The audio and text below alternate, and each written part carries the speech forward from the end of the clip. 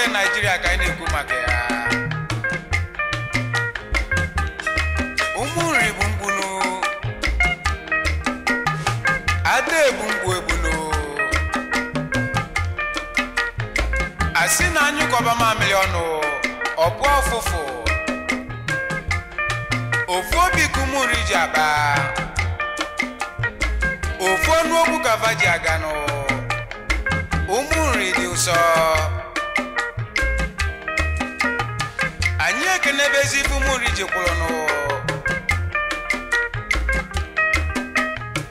Anyị akpọkwu eze nri nụ, tabansi udene. Nri ji ma ọfọ nke Igbo a. Onye ọma chiba anyị na anyị nyere ya ọfọ nụ.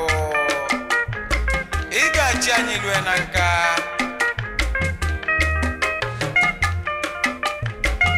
Anyị akpọkwubezie kanon n'ikeji anyị. Ọnụ na-akpọkwula anyị Chukwu. Onye ọma kwụba narị ikwe n'azụ nụ. Lekere n'ụdị isi nwosu. Ebul chairman anyị,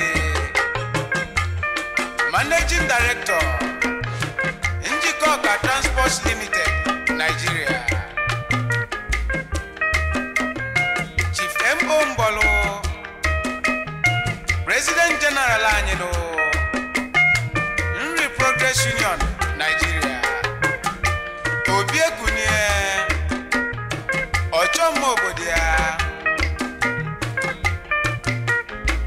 Anyị ekenebezi aka na-edela anyị akwụkwọ nụ.